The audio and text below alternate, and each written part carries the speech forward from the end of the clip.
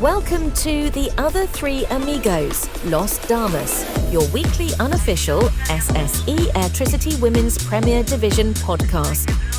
With Declan McCormack, Eileen Ring and John O'Sullivan. So sit back, put the feet up, because it's toe tap time. In this episode of the Other Three Amigos podcast Los Damas, Jessica Farry stands in for Eileen. We chat about recent events in Irish women's football, including the FAI Cup draw and the performance of Cork City and Treaty United. Ellen Molloy's goal for Wexford against DLR Waves. Dearbháile Beirne discusses Peamount's upcoming Champions League game and the challenges they may face. A look at Shamrock Rovers' season and their performance against Sligo Rovers. Upcoming matches include Ireland versus England and games between Sligo Rovers, Cork City, Wexford and Galway. Hello and welcome to Toe Tap Las Damas, Season 4, Episode 23, Episode 232 of the full Toe Tap offering. We are the award-winning podcast. We are now on Patreon. You can find us at patreon.com/Toe Tap. As always, we'll ask for a few retweets from our dedicated listeners, as it is very important to help the pod grow. And our DMs are always open, and that facility has been availed of again tonight. But we will get to that later on when we have some Postman Pat tunes to play. This week, our resident Amiga, Eileen, is sunning herself in foreign lands. So we have got the brilliant, fantastic, outstanding Jessica Farry to step in. Welcome, Jessica. Thank you. The live studio audience is just going mad. I'm cringing a bit, but anyway, yeah, thank you. The cheek of Eileen going off on her holidays, but anyway, it gives me a chance to take... Yeah, that's the thing about Eileen. I know if she had any respect, she would have waited till November, till the end of November, but evidently not. Yeah, son. And of course, my other amigo, John O'Sullivan, is here as always. John, good to see you again, sir. Happy to spend your Sunday evening with me again? Always, yeah. Happy out. Yeah. Why wouldn't you be, huh? Yeah, I look forward to it every week. I'm sure you're a good liar anyway. Guys, since we have been away, there's been bits and pieces happening in Irish women's football, I guess. First up, we had an FAI Cup draw, which affects the three of us directly. Shelbourne will play Cork City at home, while Sligo will play at Lone in Sligo. Jess, what's the reaction to that up your way? The reaction to that was, of course, it's Athlone. Again, this year Athlone were very, very, very comfortable winners last year, and I'm sure Cork City were the same, hoping that it was going to be Sligo, and Sligo were hoping that it was going to be Cork City. And it didn't work out that way. Obviously, the big hitters are going to play each other. And yeah, look, Athlone have obviously been brilliant this year, so it's not really the draw Sligo Rovers would have wanted, but they're at home, so what more could you ask for, Warm balls, cold balls, you feel? I don't want to suggest anything, but yeah, look, I guess it would appear, you would think the likelihood is that the big teams are going to be in the final. I don't know. I don't want to get myself in trouble here, Declan, but yeah, I don't know. It's unfortunate, but I mean, look, if you're going to win anything or get to a final, you have to beat someone big anyway, don't you? Absolutely. Can I just put on record as well, Jess? If you're not willing to get yourself in trouble, you're not going to last in Toe Tap Towers all that long, I can dance around it. I can tiptoe around it. John, from Cork City point of view, Shelbourne away, it's just like, it's as difficult as you could possibly get. Yeah, it's the one draw we didn't really want at all. I think we probably, even the fact that they're away and not at home makes it a little bit more difficult. But look, it's a cup semi-final. We've never beaten Shells ever, so this might be the day to break the duck, and hopefully so. But it's a very, very tough draw. Like we've been doing nothing but complimenting them the last couple of weeks. For how good they've been. So it was the one you would have wanted to avoid, really. But look, it's what it is. You have to play it at some stage if you want to win the the cup, so why not the semi-final? Yeah, I know that's a very positive outlook and way of looking at things. And so, you have to beat somebody. And you've both said that about the respective clubs. But look, Cork City wanted to play Sligo. Sligo wanted to play Cork City. And one of the two of them was going to experience cup final day. Yeah. The likelihood is that neither will experience a cup final day now, to be honest. Yeah, and I think that probably, I know you made it the joke about the draw, but look, I think it's what the FAI will want really is another Shells at Lone final, because they've been crackers the last couple of years. So it's I was up there last year. It was a fantastic game, and it will probably it would be a great final again. But obviously, I hope it doesn't happen in any way, shape, or form. Well, actually, do you know what? I was speaking to someone at Sligo Rovers about this the other day, and we were actually saying that, like, most people would say, yeah, you want a Shelburne Athlone final because, they're two brilliant teams and would be a brilliant game. But should Cork City or Sligo Rovers get to a final, you would imagine there'd be big crowds travelling for the final as well. So, like, while the game may not be, it could potentially be quite one-sided in that sense. But you'd still have a good crowd there as well. So, look, yeah, that's just what happens, isn't it? Yeah, I think the novelty for Sligo or City would probably drive a pretty big crowd, because I mean, City obviously got to the cup final in 2020. Not a great day, but it was in the middle of COVID. No one got to travel for it, so I think there's obviously a few current players who were there that day who would like to play in front of a crowd maybe the next time round. Yeah, it's very true. Of course, Shelburne are in the semi-final because they went to Tallaght Stadium and won last Monday night. Jess, actually, I'm going to put you on trial in a few minutes on behalf of the whole of Irish media, but seeing as you're the only qualified media journalist here, you're just going to have to answer for everybody in a minute. But I just want to deal with something else first before I do. And John, that was, like, we're not going to go back over the whole game because, it was last Monday night and whatnot, but Collie O'Neill's post-game reaction when he spoke to both Shamrock Rovers media team and when he spoke to Aaron Clark of the Women's National League podcast and account pages, he basically threw his whole playing squad and players under the bus and said there was no desire, there was no want, there was no will to win the game. Dead man walking, fair enough to say. Well, if I was look, I found it bizarre because, like, there's probably things you could point to during the game, and again, look, we need to go into it in any depth, but the one thing you couldn't point to really was I felt was the effort that the Rovers players gave for 120 minutes. I found it an absolutely bizarre take from the manager after the game, and obviously he was on the I think it was Aaron interviewed him first, and that came out first rather, and he kind of said it, and then you're kind of there going, okay, maybe look, heat of the moment directly after the game, maybe he'll have calmed down. And the official media one from Rovers came out, and it was much the same, a little bit milder, but this definitely the same tone about a lack of want and desire. And yeah, I find it bizarre that a manager would come out and do that these days. I mean, if you want to have conversations about performances individually or collectively, you have that in the dressing room. But to throw a team that's after leaving everything on the pitch for 120 minutes under the bus straight after the game, I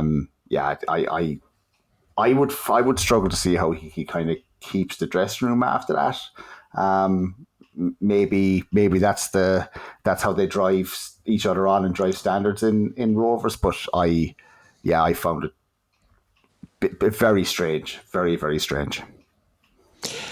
Look, I mean, all I could say to that, John, is if that's how they drive standards and they do things at Shamrock Rovers, then he should have done it 6 months ago, because that would have been the logical time to do it.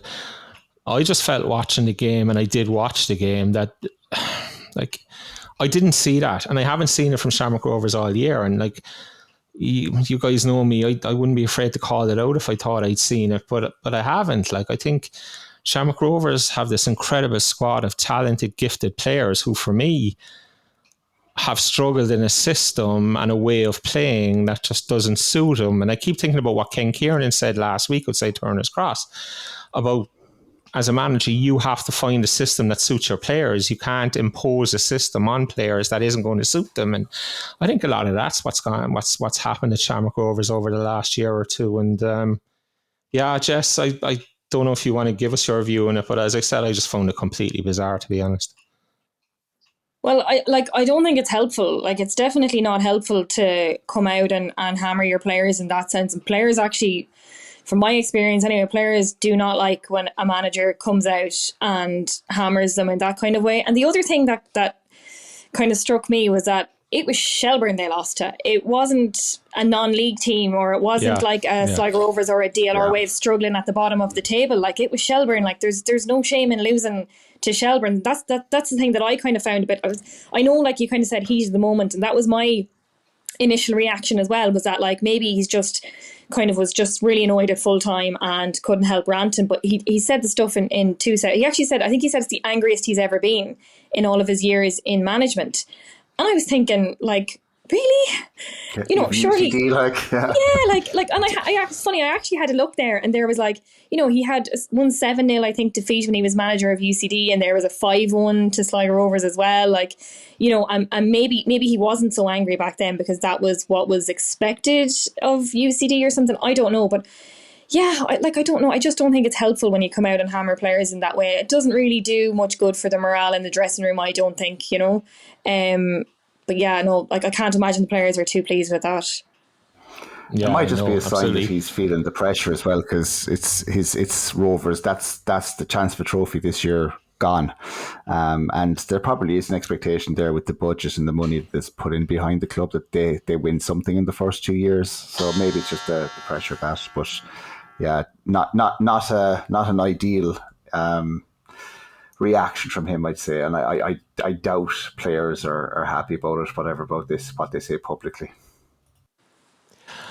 Look, they can blame me because I tipped them to win both the All-Ireland Sports Cup and the FAI Cup after the group stage of the Avenir All-Ireland Cup. So I clearly put a hex on them anyway, which it is what it is. Jess said I was going to put you on trial on behalf of all the Irish media.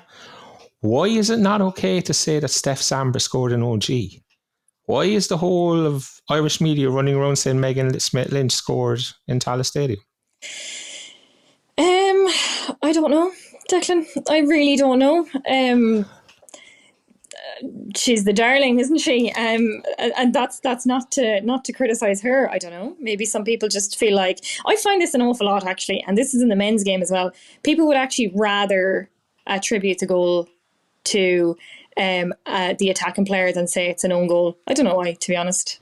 I don't know why. Maybe there's goal bonuses or something. I don't know. Maybe people have goal bonuses locked in, and if you say, if you kind of avoid saying it's an OG, maybe someone gets a goal bonus. I don't know. I didn't think of that, no, to be honest with you. I'll be honest with you. I was wondering, John, I was wondering, was it a little bit of, and it drives me cuckoo, like, there's a little bit of the head patting of, the poor little girls. We won't say no that girls score OGs, we'll just pretend that, it was scored by a player off the other team. And, that shit drives me cuckoo. But, Jess is putting forward maybe good arguments as to why it isn't actually that. Yeah, but look, it was an OG. So yeah, we'll call it out. Yeah. Sorry, Steph. Yeah. And that's the thing, it was. So finally on that thing, Gemma Quinn standing in the middle of Tallaght Stadium with a Shelbourne flag, waving it around like she's in Istanbul with Graham Souness. I've never seen the bit of it. Like, how does nobody from Shamrock Rovers go take that flag and try and launch her clean over the crossbar at one end of Tallaght Stadium? Like?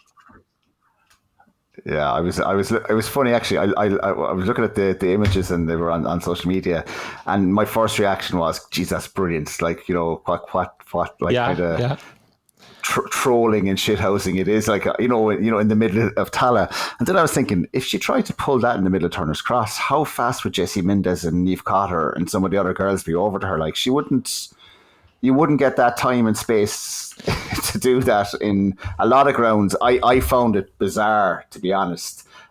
Great laugh, but the reaction as well. They're in the huddle there, and no one said boo. Yeah, it's a bit, Graham Souness didn't get away with it as easily. No, made for good photos, though, didn't it? not. Photos were good. Brilliant. Yeah. And look, here's the thing. Obviously, we're big fans of shithousing, and if you can get away with it, absolutely do it every single time you can. But as John said, I don't think there's many grounds in the country where she would have been left away with it. But look, again, it is what it is. We're also delighted to say that Dearbháile Beirne will be joining us later on to discuss Peamount's upcoming Champions League campaign that kicks off in Croatia on Wednesday. So we will look forward to chatting to Dearbháile later on. Guys, I think that's about it for the stuff that happened this week. So we'll drop into the academies for a quick look, or the academy results. In the Under-17 Academy Cup, it was Athlone 2, Treaty 0. Peamount 1, Bohemians 4. Galway beat Cove, and Shamrock Rovers beat Finn Harps. In the Under-17 Tier 1, it was Shelbourne 4, Wexford 2. And in Tier 2 North, it was Sligo 1, Dundalk 4, Drogheda 3, Mayo 1. There was also in Tier 2 South, Bray 0, Kerry 1. Now, John, before we go any further and move into the 19s, I got a DM from a listener in, I presume in Limerick anyway. So I'm going to read it here instead of waiting for the mailbag. Hi guys, firstly, big fan, listen every week. Just a comment made about the Treaty Under-17s. It was a bit off the mark. They aren't doing poorly. They won the Under-17 Shield last year, beating Cork in the final with mostly an Under-15 squad. They have made Tier 1 this year and had 5 in the last Irish Under-17 squad versus Northern Ireland. All the squad is underage next year, bar 3, with a lot having 2 more years. They've been unlucky to miss key players first few Tier 1 games, but to say the team has performed poorly and is surprised to beat Bows is a bit off the mark. Not having a go, so please don't take it that way, or no need to respond in the pod. Just thought I'd give a bit of insight. So I wrote back to them and told them we would happily read it on the pod, because when we're wrong or we say things that people feel are not correct, we always want to hear about it. So, John, I guess that's you and me back in our box again early this week, but the box is slamming shut on us a lot the last couple of weeks, isn't it? Yeah, no, it's fair enough. I guess maybe I was blinded a little bit, saying it was a surprise by maybe those injuries in the first few games that they referred to in Tier 1. But yeah, no, I mean, they're. I'll take the constructive criticism. Yeah, no, that's fair enough. I keep a closer eye on how they're doing though in the future. Absolutely, and I mean, I was the one who suggested it was a surprise in the first place, and I was taking that purely because I know that Bows Under-17 side is a very good side, and they were top of the table going into that game with Treaty, and I was kind of, like, it must be a surprise, but I am happy as always to be corrected. And as I said, please feel free to send us those kind of DMs and let us know when we are bang out of line, and we will always try and correct the record. In the Under-19 League Tier 1, it was Cork City 4, Shelbourne 4, Bohemians 1, Wexford 0, Shamrock Rovers 1, Athlone 0. In the Tier 2 North, Galway 2, Dundalk 1, Finn Harps 1, Sligo 2, and Tier 2 South, CK United 1, Treaty 2. John, I know we spoke before we started recording and you wanted to make some observations on the Under-19 setup. I know just that Tier 1 race is really, really exciting. All the teams look capable of beating each other. And today, Rovers beat Athlone, which, Rovers have a very good Under-19 squad, but Athlone were running away with the league a little bit, and that's pegged them back. Bows beating Wexford might not be much of a surprise, because Wexford seemed to have been stuttering a little bit the last couple of weeks after being so strong for so long, but there was an absolute cracker of a game in in Cork today, a 4-4 between City and Shelbourne, and City's Grace Flanagan scored with 3 minutes to go. Rebecca Devereaux equalled up in injury time, and City actually would have gone back, joined top with that lone had that Rebecca Devereaux goal got gone in. But there's 6 teams separated by 6 points in the table after 4 games. No one's running away with it. Everyone can beat everybody else. It's a really interesting one to keep an eye on. Yeah, back into the mailbag, because I also got a message about the under 19 stuff. But no, this one is better. This one's okay for us. It was just a quick note on the Bows Wexford game today. Just basically says, great to see Grace Fitzpatrick Ryan back in the field again and see her play 65 minutes after her horror year she had, and she did really well too. Game also saw Leah Hughes come off the bench for Bows after 16 months out with a cruciate injury. Lovely moment when she came on. Every player just stopped and clapped her on. Lovely kid, so everyone is very pleased for her. Jess, I know we don't know any of these kids and they're playing under 19 football, but when you hear little stories like that, it just kind of warm your heart a little bit, doesn't it? 16 months with a cruciate injury and 2 sides stop and applaud you back on. Yeah, imagine being that age and suffering a cruciate injury like that. I mean, it must be so difficult. We're seeing more and more of those kind of injuries now, and we're hearing from senior experienced players about the difficult journey they have coming back from an injury like that, the long road. Some of them suffer a recurrence of it, but imagine being that age, suffering an injury like that. You never know how you're going to recover from it. So it must be lovely to come back, especially after that long out, and get a nice little reception. It actually must mean an awful lot to the players, to their coaches, to their parents, their families. We don't see stories like that too often. So that is quite nice, Declan, you're right. Yeah, absolutely. It's better than getting a bollocking in a DM from Limerick anyway, that's for sure. Can I just, I got to jump in there because I actually do know Grace Fitzpatrick Ryan because she's from Cashel. And she actually played a couple of games for me underage years ago. She's an absolute diamond, and she has had a tough year with her being out with the ACL. She's actually played a few senior games and she's came back again, and she's come back so strong, fearless. And she is she probably would have been in the Ireland under-19s Euros this year had she not got injured. And there's a couple of girls that are in a similar boat there who've got, there is something that I think football in general, or maybe society in general, needs to look at, is the load on girls playing sports and the number of ACL injuries that we're seeing. It is something that's worth digging into and having a look at, because there's a lot of young players going through that at the moment. But look, it's great to see Grace and Leah back and fit and playing again. Absolutely. Here. Yeah, I know Eileen keeps mentioning the load and mentioning the issues with cruciate injuries for young female players, but it's something I guess we'll have to try and get an expert on to talk about, unless Eileen decrees that she's an expert and wants to handle it. We might ask her next week and see how we go. She knows everything else, yeah. Yeah, that's the thing. I guess we'll move into Saturday's games, guys, and we start off as we always do on just on the timeline, which the opening game was DLR at home to Wexford, a game which Wexford won 1-0, Jess. Ellen Molloy scores an absolute belter on 50 minutes from all of 35 yards, if not more. But surely the keeper has to save it. I think you're being harsh on the keeper here, Declan. I know you're playing devil's advocate here a little bit, and you're hoping to get I'm not. I fully believe the keeper has to save it. I'm not stooping to your level. I actually watched it live, and I've watched it back a few times since, and I am not blaming the keeper.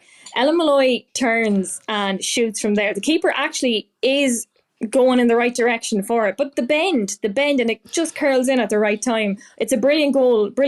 I don't think the keeper can do any more about that, to be honest with you. I don't know what do you want the keeper to do? Save it. I know that's a pretty, straightforward answer, but no, I think from 35 yards, I think from 35 yards, if you're going to be beaten, it has to be right in the corner, and that ball wasn't right in the corner. John, you have the deciding vote. Oh, yeah. It was. No, Wexford put up a video of it from the opposite angle today, and it actually it hits the side net on the way in. It doesn't look like that from the other angle, but it actually comes around. It almost comes in, hits the side net going in. It's an unbelievable strike. Absolutely, like I quite happily criticize a keeper. No problem at all. But that's just a worldie. That's Ellen Molloy doing Ellen Molloy things. Like and also Declan, you've called it a spectacular goal or unbelievable, and then you've said that the keeper should save it. So I don't know, which one is it? No, it's an unbelievable. It is no. Hang on, excuse me. Allow me to explain myself, Mr. Russell. It is an unbelievable strike, and it is Ellen Molloy doing Ellen Molloy things because we all know she's capable of it. But from the camera angle that we see on LOI TV, I haven't seen the one that John mentions about Wexford from behind, from another angle. But from that, I just felt like the keeper has, it's 35 yards. The ball travels a long way. I know it's traveling at speed, but I never played in goal, so I'm like quite happy to criticize everybody and anybody, but I'd love to know after 2 years of working with me whether Eileen would sit here now and say, oh no, keeper should have got a hand to it, I think, whether I've twisted her enough yet, Eileen would tell you to stop sucking the fun out of it. That's what she tell you to. Enjoy the goal for what it was, Okay, but I thought we were going to treat this the same as we treat men's football, and if that's a men's game, I'm saying the keeper should save it. So if it's a women's game, I'm going to say the keeper should save it as well. And you'd be wrong either way. Yeah, I'm with John on this one. I wouldn't be saying that a keeper should save it if that's the men's game. Okay, guys. You're very, very easy going on players if that's the way it is. What did you make of the rest of the game, Jess? Where to be fair, there wasn't that many chances in the game. There wasn't really a whole lot happening apart from that moment of brilliance from Ellen Molloy. DLR probably failed to take the big chance when it came their way again. But what did you make of it in general? I actually thought.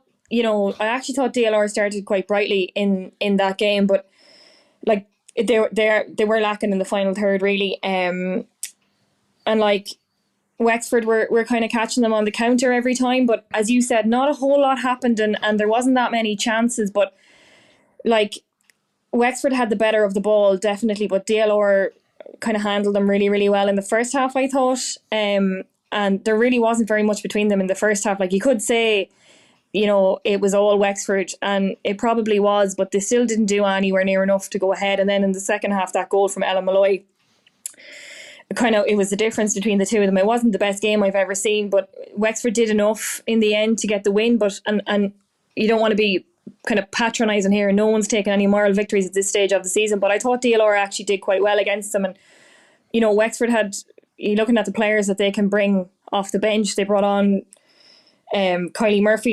Imagine being able to do that in that kind of a game. And then actually I towards the end I felt that DLR Waves came into the game a little bit in the last 10-15 minutes. Abby Brophy made a big difference, but again they had one great chance towards the end, and that Ellen Molloy goal was the difference.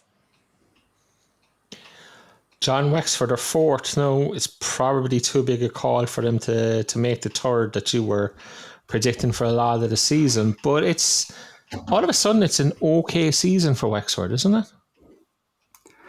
Yeah, I think it is. It's like they've had their own issues with injuries and things like that, but I think like what they have now really is like a couple of years ago. They had, I think Ellen Molloy and Eileen Clancy were like a 16 and 17 when I think they won the FAI Cup a few years ago, and there's a great picture of the two of them celebrating. Now the two of them both have had excellent seasons, and they are really controlling midfields against whoever they come up against. But I overall I'd agree with Jess. I think Wexford probably have got kind of blown off the cobwebs that they had definitely had earlier in the season. I think did take a while to adapt to Hugh Strong's kind of system of play. They're much more defensive. They sit a little bit lower than they used to historically. I think that's probably a lot of that was probably unsure about who would take that, that number 9 that Ciara Bergen now was filling so well. But yesterday's game, I thought DLR were possibly even the better team in the first half. But it was just a matter of that, like Jess says there, like when they get into the final third and you've got an Anya Walsh or you've got an Ella Molloy or like Rihanna Jart they can bring off the bench against a very young DLR's kind of attacking kind of section, especially since they've lost Michelle Doonan. It was just that little bit of brilliance that made the difference, really. I thought that DLR were quite good, but again, Laura Heffernan won't take much consolation about being quite good in a game where, they ended up coming off second best again. Talking and being quite good, John, down the Markets Field, there was one team who were quite good and there was another team who were desperately, desperately poor. For the second time this season, Treaty United beat Cork City 3-0. And it's fair to say, I don't want to take anything away from Treaty because they were absolutely fantastic. But Cork City did not raise a gallop in any way, shape or form. No. And I think possibly our worst display of the season. Obviously, we obviously lost 5-0 to Galway earlier in the year, but that game wasn't streamed, so we never got to see it. But I think City now, there's a level of expectation about them to a degree when they go into games, especially teams that are around them in the table. That's that will put up a fight. It just didn't happen for City yesterday. Very hard to put a finger on why. Just didn't really create anything. Treaty probably got the result they've deserved for the play that has kind of escaped them in a lot of other games. We've been consistently saying week in, week out about how good Treaty are, but they're just not getting. They weren't getting the wins. They were up and down, very inconsistent, and it all clicked for them yesterday. They were excellent. And City, it didn't really happen. Danny seemed to be trying out a few little different things. I don't think any one thing made a difference, but like Heidi Mackin was sitting in the 6 where you kind of, I don't know, personally, I prefer, like when you've got Freya Healy left-sided centre half, Heidi Mackin in the 6, I think you swap those two players, it's a different lineup. Becky Casson playing wide as well. There's probably a point yesterday where you can kind of go, look, we need to shore up the middle a little bit. Let's get her back in there. She can do a job there. But look, again, I think it's more a story about how good Treaty were than how poor City were, really. They were excellent. Katie Lawley, Danielle Steer were brilliant. From front to back, actually, they were really, really good. And we didn't really lay glove on them. That's the reality of it, to be honest. It was a well-deserved City win. And it, again, might go back to that thing we used to joke about. Stop, at the start of the season, John, Freudian slip. It was not a well-deserved City win. It was a well-deserved Treaty win. Sorry. Yeah, you're getting too comfortable with saying it now, The mailbag will be, I'm upsetting Limerick people non-stop. There'll be more DMs from Limerick next week. Jess, can I ask you, and I'm not looking to get reactions or anything else, but John said something there that caught my ear where he said there was an expectation now about Cork City. But as an outsider, is the rest of the country looking in and kind of going, why is there an expectation about Cork City? If you look at the league table, they're third from bottom this morning. Is it only people in Cork and Cork City related podcasts that have this expectation about Cork City at the moment? Yeah, that's actually a very good question you asked, because I think those of us who follow regional teams are so used to all the talk being about, the top teams and maybe the Dublin teams. So I don't actually know. I can't answer that question if there would be an expectation on Cork City to be winning all these games. The only place I hear about it is you guys on Toe Tap talking about Cork City, to be honest with you. So maybe you guys came in with the expectations. I don't know. But in fairness, I didn't see this game. But having listened to you guys talking about Treaty over the last couple of months, I'm not really surprised. Like I just saw a couple of bits from the game back this morning. The goals, too easy, but Treaty are a very, very, very good side, and sometimes Yeah. the table does lie. I know we say the table doesn't lie, but sometimes the table does lie. And they're definitely better than their position in the table suggests. Like I saw them down in Sligo a couple of weeks ago, and like, yeah, they took their feet off the pedal a little bit in the second half, but the experience they have, the talented players they have, like, they're a really, really good side. It just hasn't been happening for them in certain games. You can ask why, that's another story. But I'm not really surprised that they're able to beat a team of Cork City's quality 3-0, you know. They've done it twice now. 2-3-0s for Treaty. I don't think you can just dismiss that. And I do, as John said, the story should be about how deserved a win it is for Treaty and how well they played yesterday, rather than me moaning and groaning about, you know, whatever my thoughts on the performance were. So I won't go down that road. But I don't think it has any material effect on the game, and I'm not saying it has in any way, because it doesn't. Treaty were winning that game from the minute the game started. But two things, John, about the penalty. One, it's not a penalty. It's outside the box, I think. But I'm going to contradict myself by defending Ian O'Keefe a little bit. From his viewpoint and from where he was, it probably looks like it's inside the box, if that makes sense. So I can understand how it was given. What I don't understand is something that we've spoken about a lot. Maybe not this year, but we spoke about a lot last year when this was a Cork City podcast. Not one Cork City player opens their mouth. Not one player goes to the referee and says, that's outside the box. What are you giving a penalty there for? There's no F's thrown. There's nobody in his face. Whereas I just keep thinking, if that's Shamrock Rovers, Peamount, Shelbourne, Bowes, there's 5, 6, 7, 8 players around him roaring in his face and shouting at him saying, that's not a penalty. Yeah, it's a fair point. I mean, even watching the stream live, we obviously were on a WhatsApp group as it's going on, and we all put up at the same time. It's not a penalty. It's outside the box. You know, it's clear from the angle that, you know, we're watching the stream from. I accept the point about Ian O'Keefe, that, you know, that he's coming from a little bit from behind it, and from where he is might look a little bit different. But Alex Mendez must know that that's not a penalty. So how and not just Alex, like, I mean, everyone watching that in real time closer to her must know that's not a penalty. You can't just accept it. I know it's not going to change the referee's mind, but you have to give him a little bit of a wobble. He might even check with the linesman, you know, and who is probably better placed for that.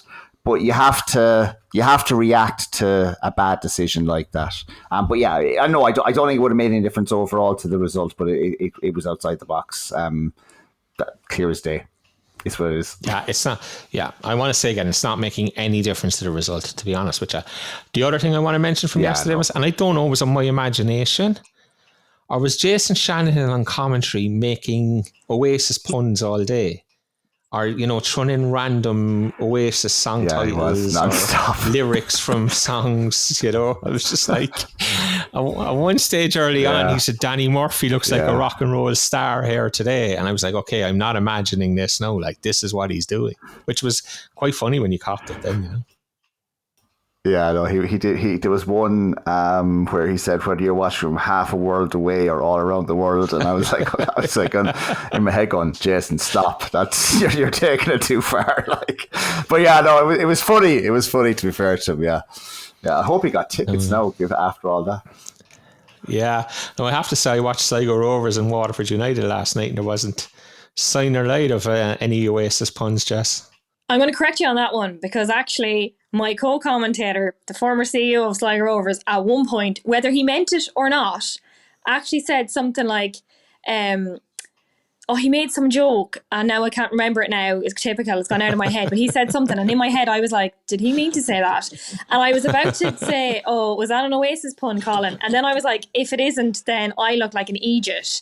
And then I was second guessing myself, like, because I, to be honest with you, I'm not an Oasis fan, and I would have struggled listening to Jason Shanahan. I probably wouldn't even have noticed there was Oasis pun. So then I was like, if I say, is that an Oasis pun? And he's like, no, then I look like an idiot. So then I was like overly doubting myself, and so I said nothing. But I think he may have thrown one in, yeah. Right. I think so. Sure, yeah. It's I just wish I had an Oasis pun now to finish this. Well, my mind is racing, but I can't come up with one. So we'll just. But I wouldn't know if you were making one. That's the thing. I wouldn't know if you're making one. So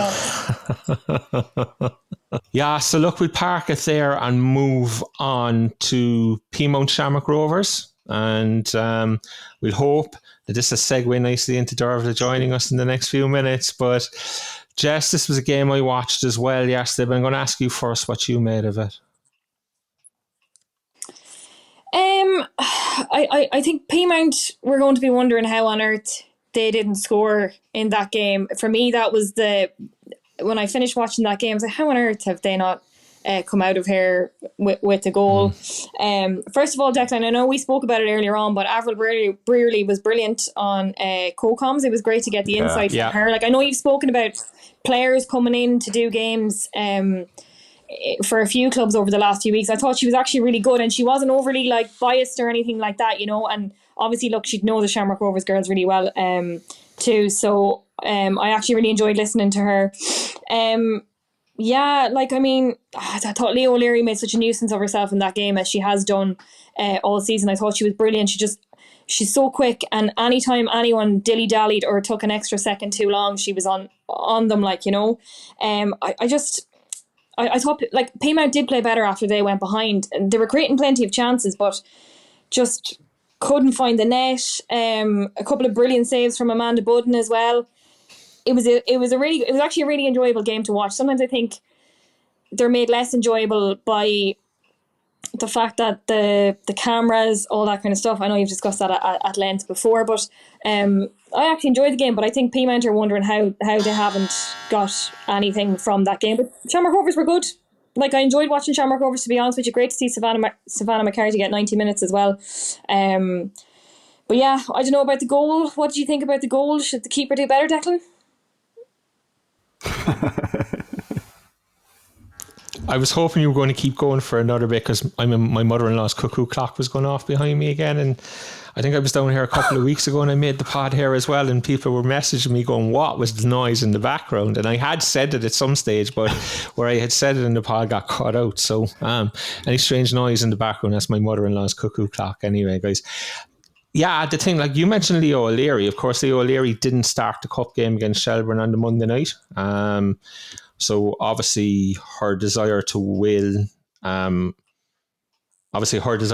games got her back in the team on Saturday, and she was very, very good. Steph Zambra, I think, makes a difference to that side when she starts. I genuinely believe that, you know. And I think it's one of the failings of what's going on in Shamrock Rovers this year. Is I saw them against Treaty. I was up there live, and they opened the scoring that day in a lovely goal. You know, it was Anya Gorman to Steph back to Anya, ball in. Or was it Steph to Anya, back to Steph, ball in. Joy Ralph tucked it away to near post. Steph was dropped for the following game against Cork City, and I was kind of scratching my head going, this is a bit mad, you know. She started again on Saturday. They won. I'm not saying she's the reason they won, but, you know, I think you can tie the two together. She makes a great break down the left, gets a great ball in, and it's very like the opening goal they got in Treaty. Joy Ralph gets across and gets a foot in and puts it in. Should the keeper do better? I don't think so. That's a bit harsh, to be honest with you, no, Jess. I don't expect that from you. I'm only playing devil's advocate, Declan. That's all I'm doing. I'm just wondering. Yeah, no, it never crossed my mind that Niamh Reid Burke should do better there, to be honest with you. So I'm going to say no. But the other thing that struck me about Shamrock Rovers was Scarlett Heron back in midfield. John, very, very early in this podcast run this season, you spoke about Scarlett Heron possibly being an outside shot to get a senior Irish cap in midfield at some point this season. She spent most of the season playing either in a back three or at full back, and it's just perplexed me all year. I mentioned it when they played in Cork in Turner's Cross, where she started left back with Leo O'Leary in front of her. She was back in midfield yesterday. They were back to a flat back four. But I'm just a great believer in play your best players in their best positions, and you go from there then. And if you need to fill in, you fill in around that. I don't think Rovers were brilliant yesterday. But look, it was what it was. We might be able to get an actual insight from someone who was on the pitch yesterday, because we're delighted to say that Dearbháile Beirne has just joined us. Hello, Harry. How are things? Are you well? Good, thanks. How are you getting on? We're good. We were just actually talking about your game yesterday against Shamrock Rovers. So you've kind of joined us at the perfect time. You know, having a quick look at the game yesterday, but from your own perspective, can I maybe ask you, what did you make of it, and what was the feeling after the games? Do you feel like you maybe left the result out there behind you? Yeah, I suppose at the end of the day, like, you want to produce results and you want to get wins on the board, so we were kind of disappointed in that sense. But there was a good performance there. We definitely just need to get a bit more clinical, I think, in finishing our chances, and probably we can't be conceding them type of goals at the back. But at the end of the day, like, it was a good performance, and we kind of need to take some confidence with us into Champions League. Dearbháile, obviously, look, a disappointing result yesterday, but you don't really have much time to kind of mull over that. Your attention very quickly turns to Europe and your European travels. Tell me how everyone is feeling ahead of that game this week. Yeah, I mean, we were obviously quite disappointed to not get the win, but there's nothing better to kind of turn your motivation around than a European tie on Wednesday. So I think everyone will forget about the game on Saturday and put all our focus into Wednesday, and it's 90 minutes. Like, any team can go out and win a game there, so hopefully we can get the job done. Am I right in saying you start travelling tomorrow? What are the travelling arrangements like? Yeah, so we're heading over to Zagreb in Croatia tomorrow. It'll be a long enough kind of day of travel. We're meeting in the airport kind of midday tomorrow, and then heading over there, and then there's a nice bus journey waiting for us on the far side. What's it like for you from your perspective? Because, like, players obviously have to take time off work and make other arrangements around, like, their busy lives, if you like. So what does that kind of thing involve for you guys? Yeah, I mean, normally we're lucky enough with the league itself with all the weekend games, and we train in the evening. So something like this is kind of unfamiliar territory, and it's a whole week. So we all kind of had to, I mean, at least we all had the dates in good time and we all knew it was coming. So everyone kind of had to plan around it. And at the end of the day, you don't want to be missing out on a trip to Europe. So it's brilliant, isn't it, to get the chance to play in Europe. Like, in fairness, I know the coverage the league is getting is increasing all the time, but do you feel that there could be more done to kind of, in terms of the whole media landscape in Ireland, that more could be done to kind of promote this? Because, like, I'm sure a lot of people are not aware that you're playing in Europe this week. Probably not, but at the end of the day, I think, like, the likes of yourselves and the WNL show, and there is a lot of people who put a lot of work into promoting women's football in Ireland, and I think particularly since the World Cup, it's definitely been on the rise, and I think all we can do is try and keep promoting it and keep letting people know what's going on, and hopefully someday everyone will know all about the Women's National League. What do you know about your opponents for Wednesday? How much work has gone into figuring them out and sussing them out a bit? So we haven't done, obviously we were concentrating on the league kind of up until now, and the lads in the background and Emma and stuff, the coach and staff have all been kind of doing the work, and up until Saturday we were just focused on Rovers, so our attention now will turn completely to our opposition now for Wednesday from now on. How much are you helped by the fact that there's players with a lot of experience, you know, in big games, if you like, within your squad? Yeah, it's great. Obviously you need a good mix of experience and youth to get a successful team, and experience is something that we really have in an abundance, all the way from the back. You know, when you have Niamh Burke behind you, that you kind of always feel safe as a house, and the years of experience that she has playing with Ireland, and I think she's the most successful player in the Women's National League. And then you have that kind of all the lines up through the pitch, like Jetta and Chloe at the back there and Karen in the middle. And then obviously blending that in with the youth, the likes of Ellen and Jess and Freya and stuff, it really all mixes well together. Is it going to be hot over there for your game? I think so, yeah. I think it's over 30 degrees, but Saturday was definitely a good tester for that, because we were playing in lots of heat there in PRL Park on Saturday. Yeah, it's not like you can go running around saunas or anything, or go into hot weather training for a game like this, is it?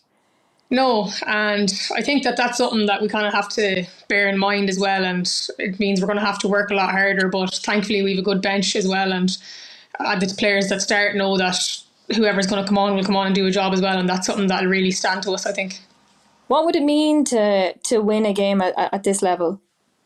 It'd be great, because obviously, like, you're playing the same opposition week in, week out in the Women's National League. So I think to go out and play a team that you're completely unfamiliar with, and if playing a different competition, it brings its own kind of element of excitement and surprise. So I think even just playing against players that we're not familiar with, different opposition, like different refs, it's just a kind of a new experience. So I think it's something that we'll really thrive in, and hopefully we can get the job done. You kind of mentioned there about bouncing back from a disappointing result on Saturday. Your league form obviously hasn't really been ideal. Like, any idea what the reason for that is, or can you put your finger on what's not working the last while? Yeah, it's been a tricky enough season for us so far. Obviously, like, you've lost a few players as well. Tara moved on, Tara O'Hanlon at the end of last year. Erin moved on this year as well, and they're big players in a squad, and if any other team lost them, I think they'd feel it as well. But we've been putting in good performances, and I think that's something that we can definitely take confidence from.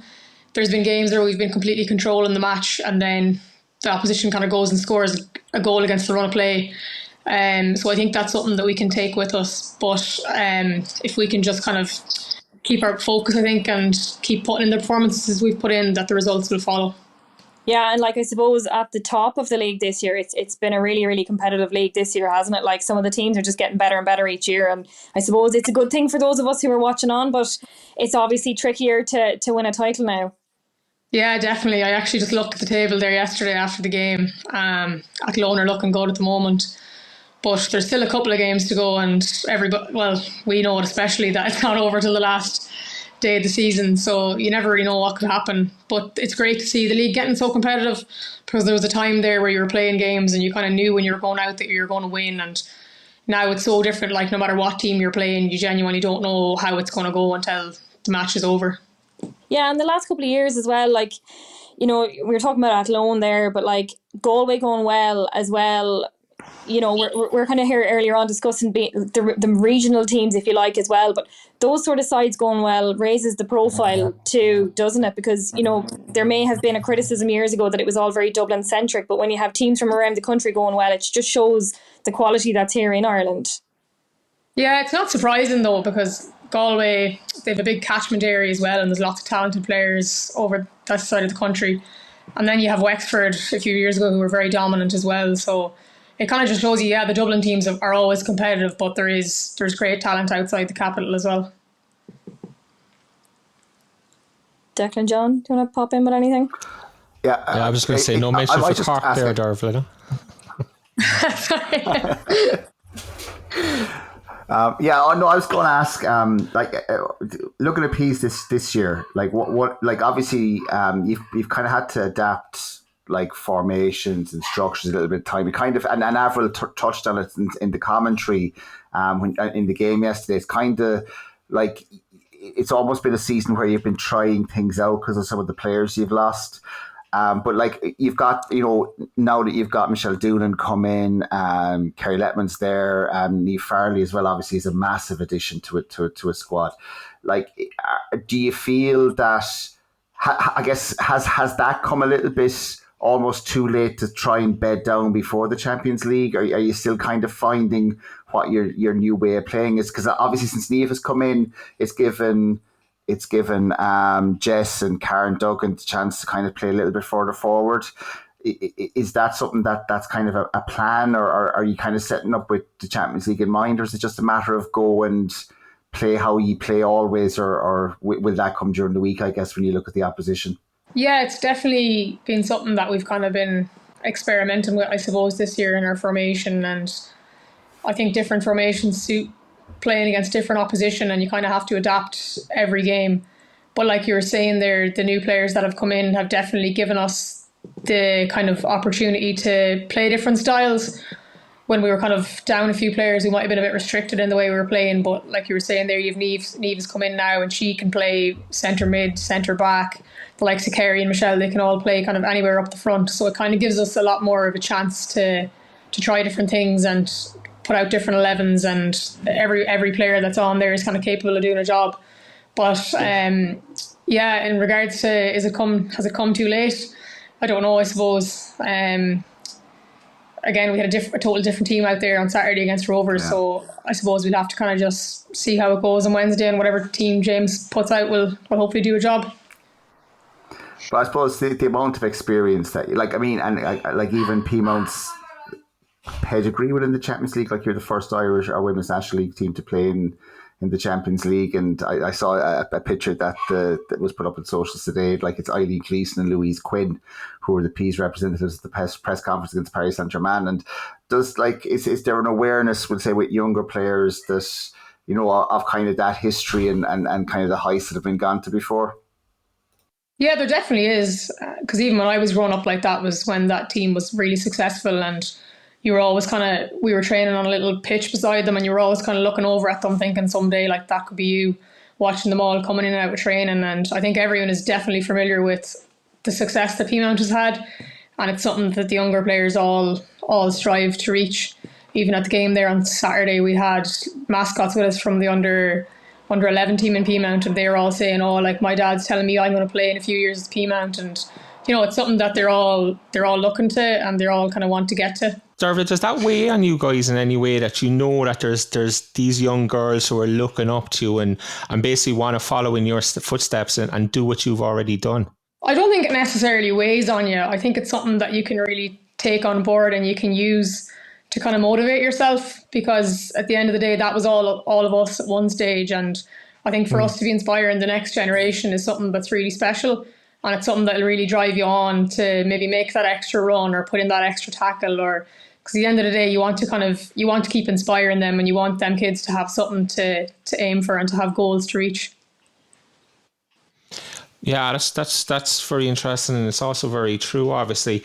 Can I just skip back to something that we were talking about maybe 3 or 4 weeks ago, and myself and Eileen, who's not here tonight, we're having a conversation about your guys' season so far, and we were trying to figure out whether last season was an overachievement and whether maybe this season is an underachievement, so that the median is somewhere in the middle. Is it unfair on you guys to say last season was an overachievement? I don't think so.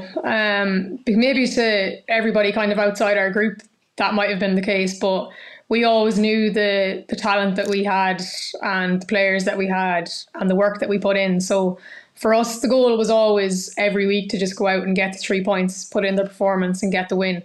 And then obviously you kept that kind of mindset going the whole season, and then you find yourself on top of the table. But it's not a thing of like, we don't believe that we have the players. We definitely have the players. When you put that work in every week, you know yourself you can get the result at the weekend. And I don't think it was an overachievement last year. I think it was that maybe that everybody else kind of underestimated us more than anything else.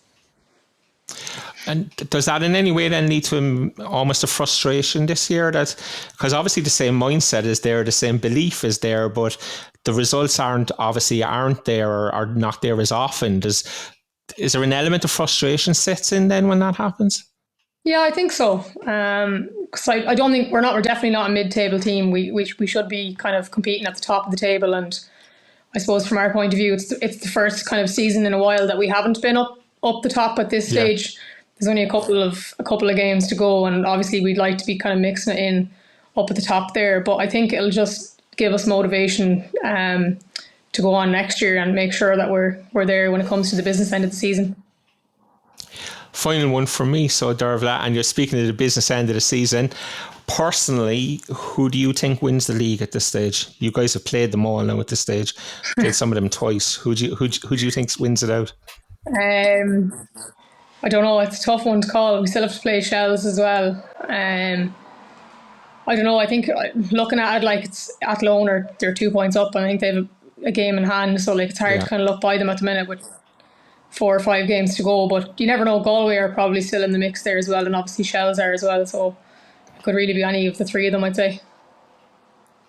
Very diplomatic. political future ahead? Playing it safe, I think, is the best way to put it. Don't know. No fear of upsetting anybody anyway. Yeah. Dearbháile, best of luck. It's genuine. Thanks, yeah, best of luck during the week. Good luck, Thanks, Dearbháile. Enjoy it. Enjoy the heat. Thank you. Bye. Hi, thanks really. Cheers, Dearbháile. Thanks a million, Dearbháile. Bye-bye. Hello there, listener. Have you a business that you want to advertise with us? Then this space could be yours. You can sell your wares with us. We're very easy on what it is, once it doesn't carry more than a 3-year jail sentence. So get in touch with us today by emailing pod@totop.ie. And now back to the show. Great to hear from Dearbháile there on Peamount's exciting trip to Croatia for the Champions League this week. We'll get back to the game against Shelbourne in a minute, John, but very quickly, it's hard to see them pulling up any trees out there, really, though, isn't it? And I don't want to be negative and I don't want to be that person, but, you know, the form isn't great. They're struggling to score goals. It's a tough trip for them. I put it that way. It is, but look, you've at the same time, and we've always said it about Peace. You've got a complete squad of winners there. You know, they've been in, you know, tough corners before. They know how to drag it out. I think Niamh Farley has been a huge addition in how she's been able to give them better, actually I'd say better options in how they attack. It's just that's kind of why I asked the question, Dearbháile, is how is that trying to adapt to a new way of playing with the new players? Is that coming a little bit late? They'll give it a go. There's no lack of fight in that team, and again, look, we don't know what the opposition are like either. They're obviously coming from probably better funded leagues, but that's not to say that they're necessarily better sides. I mean, Shells put up a fantastic fight last year in similar circumstances, and possibly, and I know I'm like a broken record on this, possibly deserved more out of it based on a really bad refereeing performance in the second game. So, I'm the eternal optimist. I think Peamount will go and win the Champions League. Well, I guess we can safely say that they'll be very, very lucky to come up against a side from a worse funded league anyway. Oh, that's not even possible. Yeah. That's I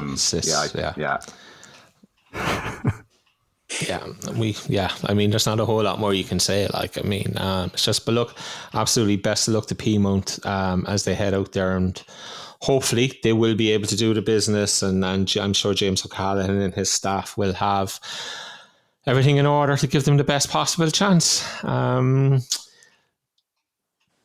Just very quickly on the game, just to finish up on the game on Saturday. Look, Shamrock Rovers won the game. It's their 4th win of the season, Jess. Obviously, everybody knows my view and my opinion at the moment, but what have you just in general made of the pretend Rovers season? Look, it's been poor. Like, let's be honest, it has been poor from them. You look at the squad they have. I know, you guys have gone on about it a lot. It's been poor from what people were expecting of them, from what we all thought was going to happen when they came into the league. As you said, just their 4th win of the season. It's kind of hard to believe because, you know, they've 2 wins now in their last 5. I think 2 wins and a draw in their last 5. They've obviously been looking a bit better. They were good, as John said yesterday, and they have been really good in some games. I don't know really what's been going wrong and what's not been working for them, but I don't think we'll see that continuing next year, will we? No, I don't think we will. You don't know, but you're sure you won't see it next year. So I wonder what it could be. Anyway, look, we'll move on to the real before Rovers. We leave Jess. sorry. Okay, sorry, go on. Sorry, Decky. Just before we go on, just again to mention Scarlett Hearn, herself and Aoife Kelly were brilliant yesterday. But Scarlett Hearn, if you're playing her anywhere bar midfield, like she was up against a savage midfield yesterday, in Niamh Farley and Karen Duggan, and she stood out. I mean, she's an absolute diamond. And I still think she's going to play for Ireland someday. She's unreal. But herself and Aoife Kelly they're young, but they're fantastic in the centre there for Rovers. Yeah, I took note of the two of them as well, John. Aoife Kelly just really was playing some brilliant balls out wide, controlling the midfield. I thought the two of them were absolutely brilliant. They were really, really good yesterday. Agreed. Yeah, but like Scarlett Hearn, as I said already, has played full back or centre back in a back three for 3/4 of the season. And the manager attacks the players after they lose the game to Cup. After they lose the Cup game to Shelbourne. A little bit of introspective analysis, I think, would have been much more in order. But look, Sinead, as they say. We'll move on, as I said, Jess, to the real Rovers, the one and only Sligo Rovers, who went to Galway for the Connacht Derby yesterday. And look, another decent performance. I just can imagine Tommy Hewitt he must spend his life in a constant state of frustration at this stage. Yeah, I know if he's listening to this now, he's going to be really cross with me for praising them for playing well, because after the treaty game, the first question I asked Tommy, from the stand, obviously, because he was suspended. So from the stand, I said, Tommy, that's a tough defeat, but a good performance. He says, I'm sick of taking moral victories. I'm not taking moral victories anymore. So I'm like, okay, yeah. But they did play well. And I kind of, I was watching it and I was trying to get ready to go into the men's game, but I thought when they go 1-0 down early on that oh, here we go, this could open the floodgates. And the mistake at the back obviously, led to that Galway goal. But Amber Hardy initially did really well to make the save early on. But Julianne Russell, what more can you say about her? She was causing a world of problems. She was pressing really high. But Leah Kelly actually did a really, really good job on Julianne early on. And I thought the referee maybe was a bit lenient on Leah Kelly when I was watching it, because there was a couple of fouls she was led away with, and if it's working for you, then you go with it, don't you? But yeah, I thought she did a really good job on Julianne Russell, which was obviously kind of what the plan was yesterday. Tommy Hewitt was, I think that's the final game of his suspension yesterday. So Conor O'Grady, the head of academy, was taking the team from the dugout, and then Galway made a change at half time. Ashley Meany came on at halftime, and I think that did make the difference. But I don't know what you guys thought about the Sligo Rovers penalty. Kerry Lockery was taken down inside the box. It's in the seen them given, seen them not given territory, I thought. But I thought Sligo Rovers actually played really well after the penalty. They saw a lot of the ball after equalising, but Galway, look at the quality they have. That Madden ball to Emma Doherty, and Emma scored what was the winner against her former club. And God love her, her instinct after she scored was to put her arms out to celebrate, and then she's kind of like, oh crap, no, I can't, it's my former team, and the hands go back down by her side as she's surrounded by her teammates. I don't think anyone would have blamed her for celebrating. Emma Doherty is a brilliant player, and she's a lovely, lovely girl as well. So I'm delighted to see her doing well at Galway, because I'm sure it was a tough decision for her to make. She obviously had to transfer her college course over to Galway as well, and had to move from Sligo to Galway too, to sign for them, and it's been a big change for her, but delighted for her. And yeah, look, it's another defeat. It's no good to Tommy Hewitt sitting here saying they played really well, but after the win against DLR Waves in the Cup, and again they played quite well against Treaty, they're a bit more settled, Sligo Rovers, I think, in the last few weeks from what I've seen. Emer Lafferty has come back into the team, and she's made a huge difference. She's just so calm on the ball. And you still, Emma Hansberry is missing. You've obviously lost experienced players in Kelly Crompton and Zoe McGlean, and Tommy Hewitt was playing Mairead McIntyre, who's 15, up front for a couple of weeks there, and Mairead's picked up an injury in the last game, which was Treaty, I think. Yeah, Mairead picked up an injury in that game too. So most of Tommy Hewitt's players are under the age of 20. A lot of them are teenagers as well. So some of them are really just kind of playing their first minutes of senior football. But yeah, look, it's been tough for Galway. It's just another win, isn't it? It's just another day at the office. And what more is there to be said about Galway? They're absolutely flying it. There was a great save from Berlin towards the end of that game as well, from the substitute. I think it was Rebecca Doddy. Could have been 2-2, but it wasn't. And Galway march on, and Sligo Rovers still looking for their first league win of the season. So as I said, Tommy Hewitt does not want to hear me saying, wasn't it great? Aren't they great? But they were better. It's definitely been better in the last few weeks, but it means nothing, John, Jessica's wondering about the penalty. I have here in my notes, Stonewall penalty. I didn't even think twice about it. I don't know how you saw it. No, I was actually going to say there was a more questionable penalty in the next game we'll talk about. I thought it was a clear penalty. Yeah, I wouldn't even have questioned it. Yeah, there was no real argument. I didn't think there was any argument about it, but then again, I was just like, oh, I watched it first and I thought, yeah, it's a penalty. The second time, I wasn't sure, and I'm still unsure. But I wouldn't be complaining about it being given for me. If it was given against me, I might complain. Yeah, I know, one of those. Yeah, you're screaming for it or screaming against it. Yeah. I thought. Yeah, look, Tommy will probably won't want to hear it either. But I there seems to be from like the outside looking in, like and this is kind of, maybe I'm going to use the wrong phrase here, but like, especially when you point to the age profile of the players at the moment, there's a real, in the last month maybe, there seems to be a kind of a new discipline there in terms of how, especially defensively, it's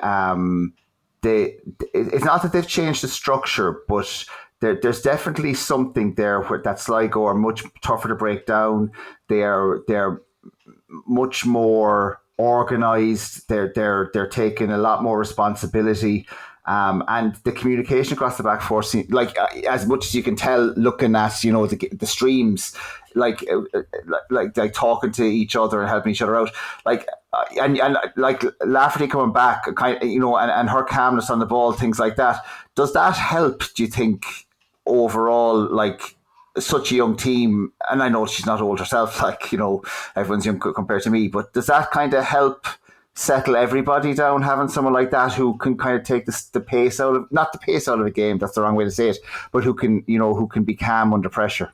Yeah, I think so. And another thing I think that has helped in the last few weeks is that there's probably a more stable starting 11. There's a couple of changes here and there, but at the very start of the season, players were picking up injuries, or they're just dogged with injuries at the start. And Emma Doherty broke her wrist at the start and just freak fall in training, I think. And Zoe McGlynn was in and out, and Kelly Crompton was in and out, and and Tommy Hewitt was saying it himself. Like a player like Alice Lilly, she's a brilliant player. She's an underage Irish international, Alice Lilly, but she can play in a few different positions. So he was kind of fitting her in where he needed someone rather than playing her in her best position. And then he was kind of like, players are kind of, I think he said she was the unluckiest player in the team because she wasn't really getting a solid, consistent run in the team. But I think Emer Lafferty being there has helped. And, Yvonne Hedigan was in for a few weeks. She was out for a few weeks, but Leah Kelly coming back in, she was injured as well. There's a few players there who are kind of keeping their place in the team every week, and it definitely does help. It's a very, very young team. Like, you've got players like Anna McDaniel starting, Rachel McGoldrick. Like, these are girls who were just playing for the Sligo Minors in the All-Ireland. Like, they won the B All-Ireland Championship with Sligo. Like, these are really, really young players. And look, they'll learn from it, but I don't know what happens in the off season. I asked Tommy a few weeks ago after the Treaty game, because you're looking at the Sligo Rovers team versus Treaty, saying you're looking at the players for Treaty, the experience, the quality, and the players that they can bring in, the players that other teams can bring in. Tommy is relying on the club's under 17s and under 19s, and he's kind of saying, look, it might be something that me and the club need to look at over the next while. We might need to sit down and discuss that kind of thing because we're going to be left behind. And he didn't elaborate any more than that, but that was kind of what he said. So I reading between the lines, he kind of said Tommy said something along the lines of, it's my job as manager to put the team out there, and it's the club's job to back that. So I'm getting the feeling he's kind of getting a bit frustrated with how things have gone, but I'm not really sure on the ins and outs, to be honest with you, of what's gone wrong this year and what's happened. But yeah, it's been a really, really tough season for them. So if they can finish strongly, they'll be happy. Cup semi-final in a few weeks could go terribly, and if they put in a good performance at home, they'll be happy with themselves. So yeah, it's just been a tough year, a really, really tough year. Would it be fair to say, and I'll kind of leave it here on the Sligo talk, like the lack of a senior league in Sligo historically? Sligo have so often had to rely on what's like a really strong Donegal league to be bringing players down the whole time. Like, obviously there's a women's league in Sligo, but that's going to take a while to... it's a league has started now, but that's going to take a while to start producing players. But at least you've got another avenue coming in there. Is that a positive, or is that just something that's not going to come in time to really help? I mean, because that's probably not going to produce players for a couple of years, realistically. Yeah, and the other note on that, John, is that I had actually planned to play in the Women's League last year, and I tore my quad like 3 weeks into pre-season training. Had a really bad tear on my quad. I still don't think I can kick a ball a year on. But anyway, most of the players were over the age of 30. Well, a good bulk of the players were actually over the age of 30 who were playing in the Women's Senior League. So it's going to take a while for the kind of age profile, I think, to change. And there are players who were dropping off after kind of under, I think there was only 4 or 5 teams maybe at under 18 level. I could be wrong on that one. But for a while anyway, there was only 4 under 18 teams in Sligo, and then you had however many under 16. So players were dropping off, going to Gaelic, playing whatever sport they wanted. But it will help, but it'll probably be a few years before it kind of helps. And so long as there's no senior women's team in Mayo, they'll continue to get players from there. They'll get players from the north, like you've seen now, like with Casey Howe getting a move to England as well. She's a player who came down to Sligo Rovers from the north, and so did Gemma McGuinness, and she's also gone over to the UK. So those players are kind of thinking now, like, if you don't want to travel to Dublin or the Midlands and you live in maybe Donegal, Fermanagh, wherever it may be, Sligo was a handy place to come. Didn't quite work out for Zoe McGlynn or Kelly Crompton in that way, but look, you'll have to continue looking for players there. I know when Steve Feeney took over, he literally travelled the length and the breadth of the Northwest region, getting players in from like Derry and like Buncrana's well over 2-hour drive to Sligo, like, and the Lockeries, the 2 Lockeries are travelling up and down for training and for matches at the weekends, and I know their parents were driving them up and down as well for a while, so it's not easy, but players do actually really want to play in the Women's League down here, because I've spoken to a few of them who came from the north, and the first thing was why sign for Sligo Rovers, and they all say, well, I want to finally play in the league down south, but yeah, look, it could be a few years before you kind of start seeing maybe local players who are in the middle range, if you like, not just players who've come from the underage academy, but players who maybe missed out on the underage academy or who weren't interested in playing football. But it'll come eventually, I think. But yeah, look, it's hard after 2 kind of decent years at the very start. It's now sort of got really tricky this year, but yeah, I don't know what's going to happen. Yeah, sorry now, Decky, I'm kind of hogging Jess here now on the Sligo chat, but like, no, it's not for tonight, but I do think there is kind of a gap that football as a whole doesn't really see when there isn't a senior women's league or a strong senior women's league in particular areas. Often then, if you've got a really strong kid who's 13 or 14 or whatever, and they've a really good path forward for them, if they're not in an FAI Centre of Excellence, the Gaynor Cup at under 14 is often the highlight of their soccer career, and then there's nothing to keep them in the game if they're not in one of those COEs until they and so they drift away. And I do think it is something that we kind of have to address kind of countrywide, I should say. But anyway, that's for another day, as I said. Yeah, look, absolutely, I agree, but yeah, might be discussed in the future. Jess, it sounds to me like what you were basically saying there was if players were asked that they want to play in the Northern Ireland League, the response kind of goes like this.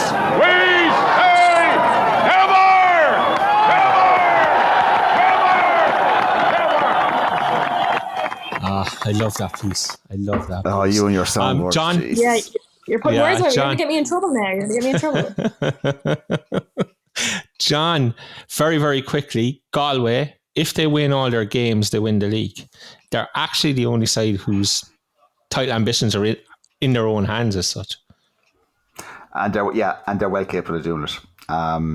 Julianne Russell, since she got called up to the Irish side, seems to have even kicked on a level, if that, and you wouldn't even have thought that was possible.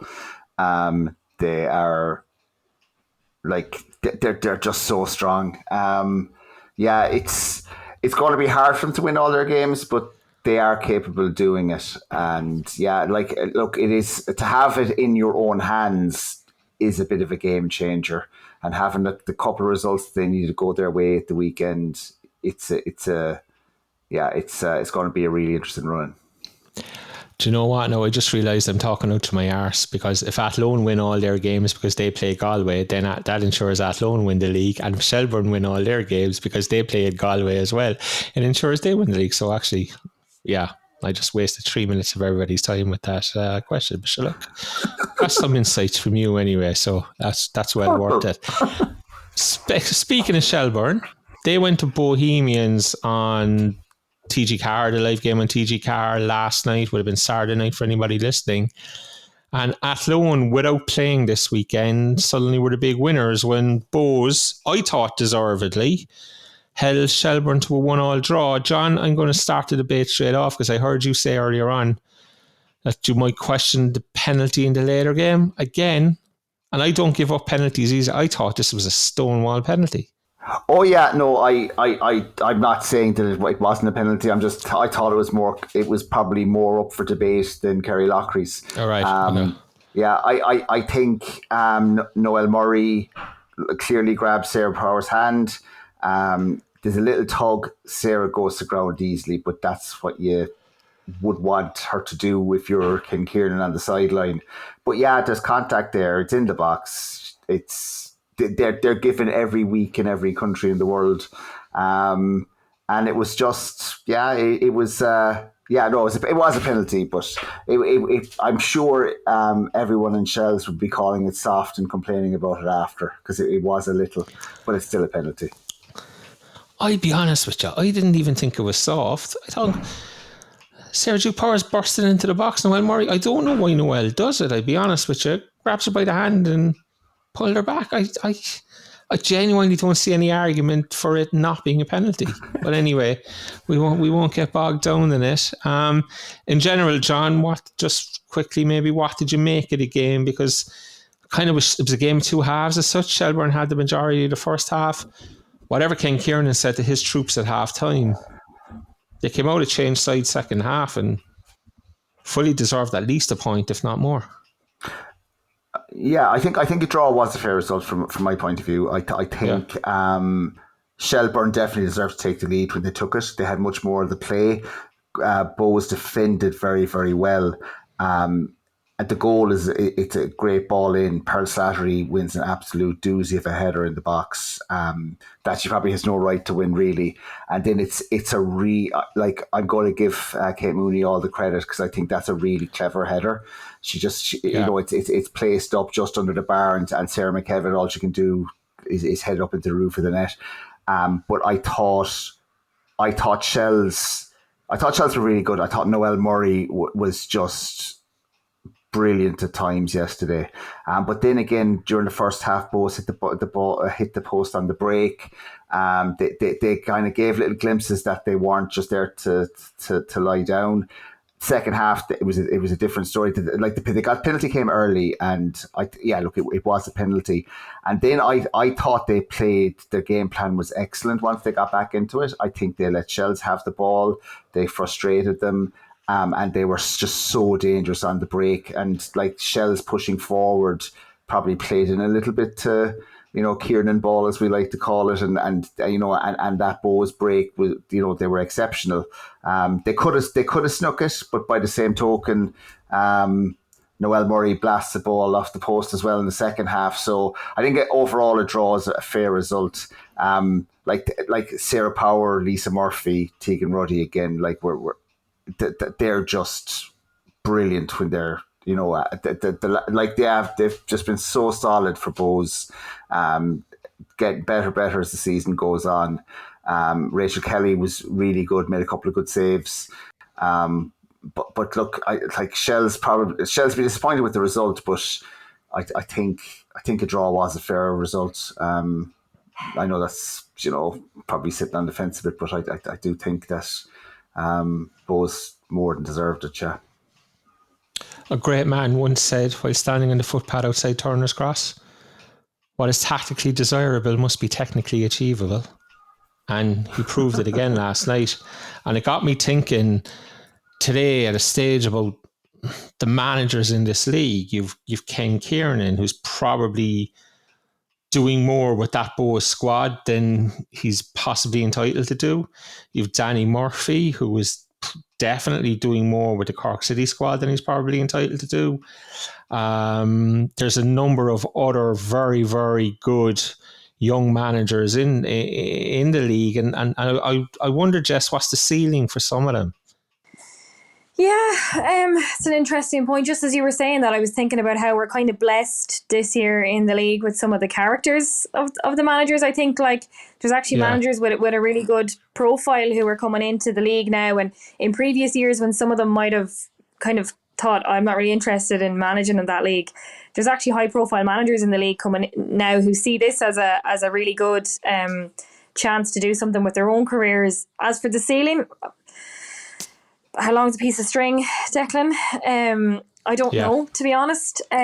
Like as you said, there's a few of them doing more maybe than you would have expected with the squads that they have at their disposal, or that's how it appears to us from the outside looking in. But yeah, like I mean, in years to come, you would imagine maybe with more investment in the women's game and all this, that they maybe, well, look, I'm being ambitious here, but in a few years' time, you'd hope that these managers will be managing full-time professional teams, women's teams in the league, which would obviously bring us a much better league. But yeah, look, I don't know. Some of these clubs, where can they go in the next few years? We don't know, but it all depends on investment and what clubs are willing to put into it and give their managers. There's some managers doing a brilliant job, probably getting very little for it. Some are probably just getting mileage expenses and all that kind of stuff. But yeah, as I said, look, we're blessed this year. Yeah, some don't even get that, to be fair. That's true. And a lot of players don't get anything either. But I feel like we're reaching a stage now where managers actually want to manage in the league. There's good characters in it, and it can only get better from here. But the league needs investment. I know that's a conversation for another day, but the clubs need help in terms of investing into their women's team as well. But yeah, a conversation for another day. Yeah, just so nobody's given out to me, I just presumed that it's absolutely clear that Laura Heffernan and Kieran Kilduff go into that bracket without even being mentioned. So that's why I just picked Danny and Ken, because they probably don't get as much attention or have as much focus on them. Okay, I guess have to pack it in, or have to leave that game there. Look, as I said, it seemed like Athlone were the big winners over the weekend, to be fair, but it's now up to them to capitalise on that when they come back into action. So very quickly, we'll have a quick go off this. Postman pattern in black and white cat. The cat makes race. Early in the morning, one bag of man is yawning. Him pick up all of the postbag in him hand. Right, I'll park it there now, because you could be playing all day. Right, mailbag. There's one here from a strange woman, Eileen. Can Jess stay on full time because the Sunday off is dreamy? I can cameo when I feel the need to give out about the dubs. I don't know what that's in connection with anyway. It's just as I said. If the pay is right. Sending us messages. The pay is right. Yeah. Talk to HR. Who's the HR? Oh yeah, I'm the HR manager. Yeah, that's an issue. I have to apologise to John Breen because I forgot, and I knew this was there, and I had it marked, and I meant to do it when Dearbháile was here, and I didn't. So it was just no questions. Just wishing Dearbháile and our team, Peamount women, all the best this week in Croatia from Charlotte and myself. Go Peas. So that's from the brilliant John Breen. Philly Crowley, you probably covered this already, Jess, but very quickly, where does Sligo need to strengthen ahead of next season? That's a big question. They just need, they need to get more experienced players on the pitch, I think would be a help. They obviously need a striker, a couple of more attacking players, I think, when they lost so many this year. I think experience is the big thing. Experienced players really will be a huge help across the pitch, but they have a very, very young squad. So yeah, they could do with more striking options, probably more experienced defenders, and definitely midfielders too. Yeah, I don't want to say everywhere because it's a bit disrespectful to the players who are there, but they definitely need a bigger squad and more depth within the squad. Yeah, definitely. Very good. John, there was another one there from Philly Crowley that I have just lost now, which doesn't help anybody. But the question was basically, attendance figures are low across the league. What, if any, are the options for the clubs to improve on this? Would a double header format work, i.e. men's and women's team play on the same day, maybe 3 p.m. and 7:45 for certain games? No, it wouldn't. 3 and 7:45 is too much of a gap. People wouldn't for the first game. But look, any time someone touts that idea, I always look at the FAI Cup finals when they were Cup final, yeah, and yeah. And look, and there was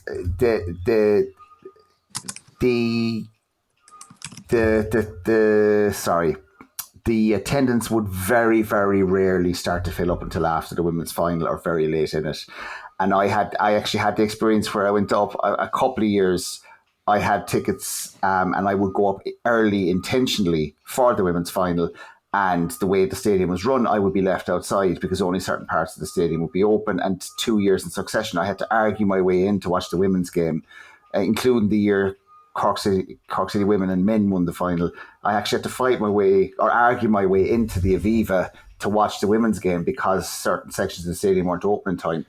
I don't think from a cost point of view clubs would do it, and I don't necessarily think it would add.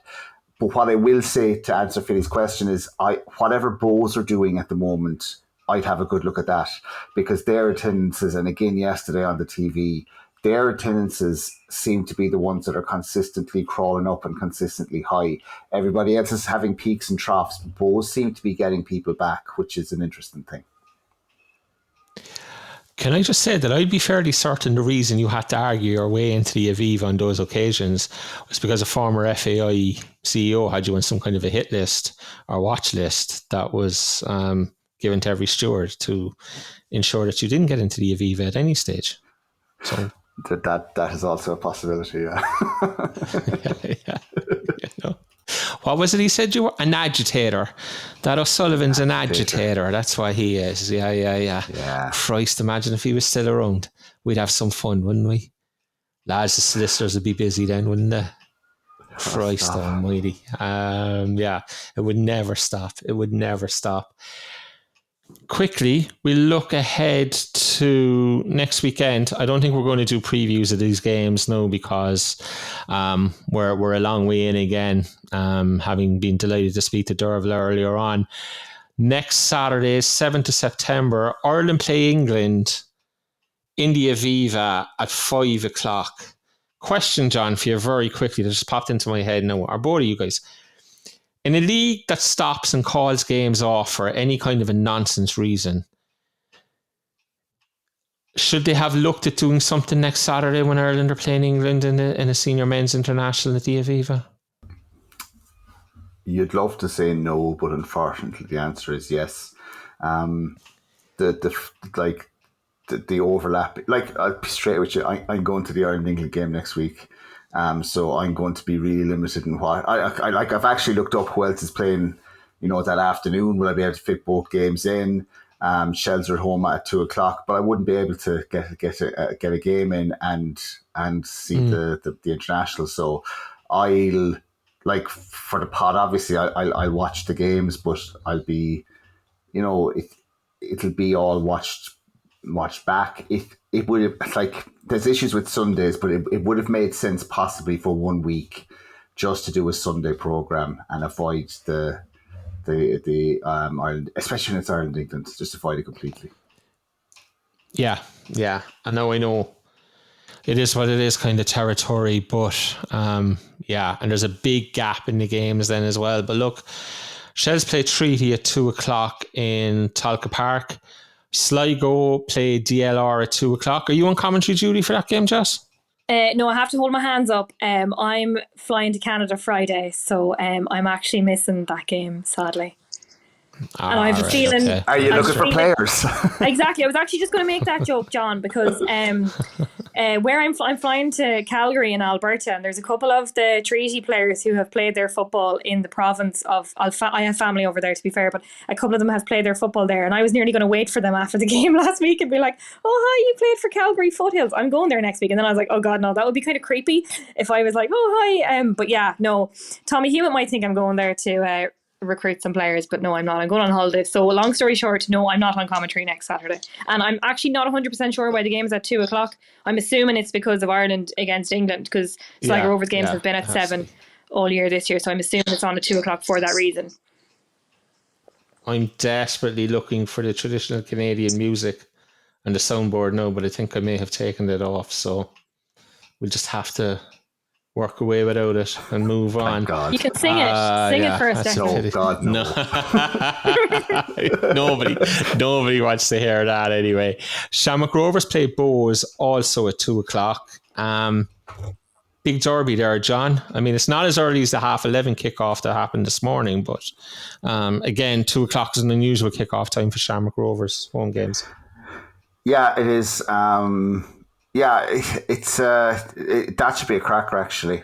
I think if Colley plays the same formation as he played against Peamount, that's got the potential to be a really, really good game. You've got like, you've got Ciara McNamara and Leo O'Leary possibly running up and down the same wing.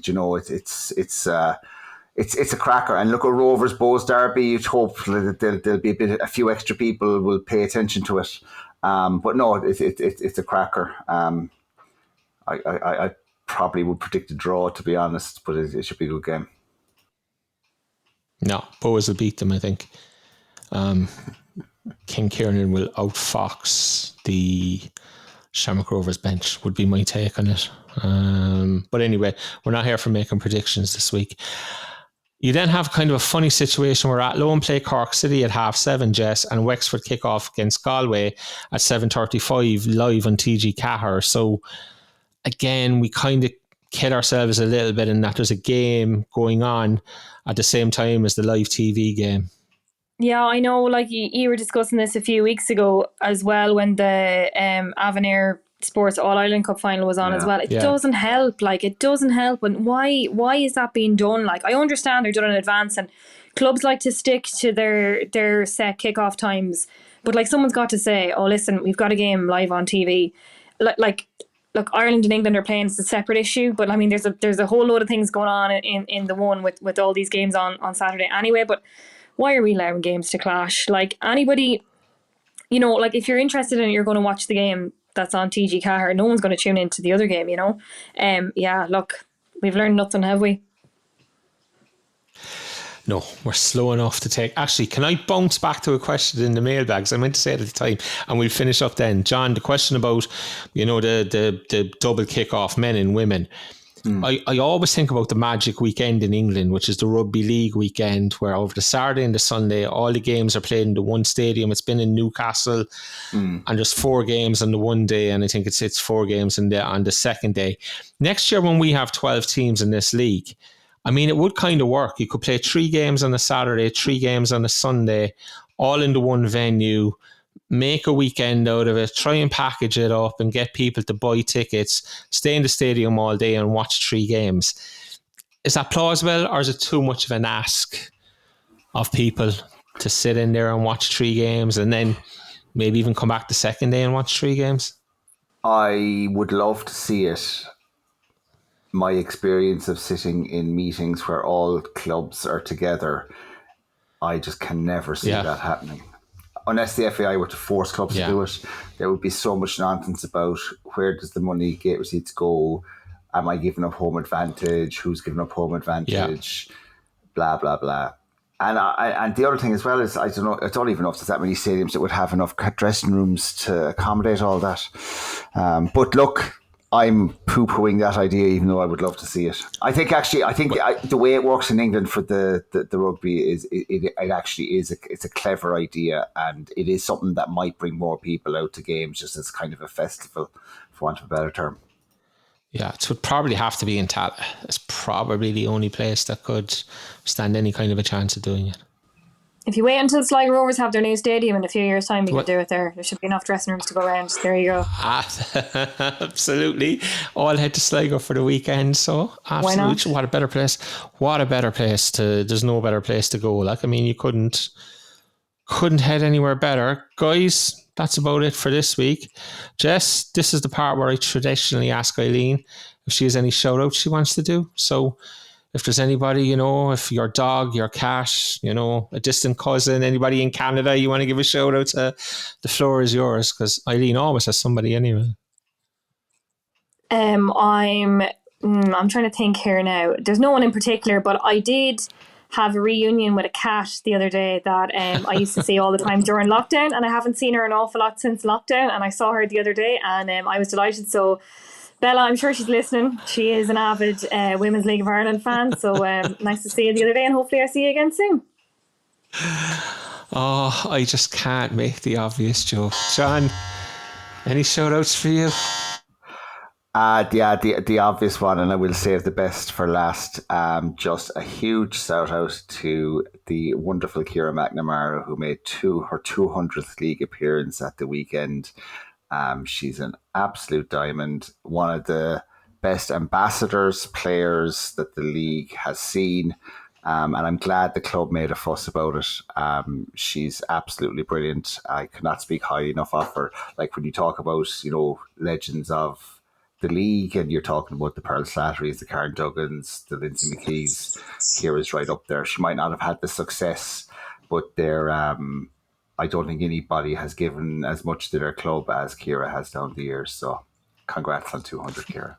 Yeah, very true. And congratulations to Ciara. It was remiss of me to not mention it earlier in the pod, to be honest. But sure, look, yeah, that's just me. I make these mistakes every week that yourself and Eileen bail me out. So this week is the same as any other, to be fair. Guys, listen, we'll leave it there. Thanks a million to everybody for listening, as always. We shall return next week. We owe a debt of gratitude to the brilliant Jessica Farry for stepping in this week and covering for Eileen.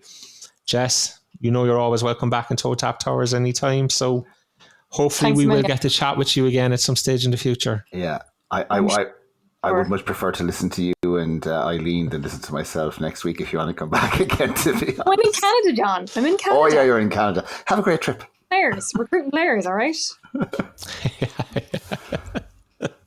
Awesome. Guys, listen, thanks a million, and we will talk to you again next week. Adios. Thanks. Adios.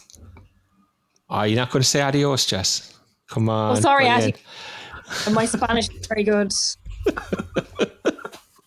Good luck. Los Damas, your weekly unofficial SSE Airtricity Women's Premier Division podcast with Declan McCormack, Eileen Ring and John O'Sullivan. Find us on Facebook, Twitter and Instagram.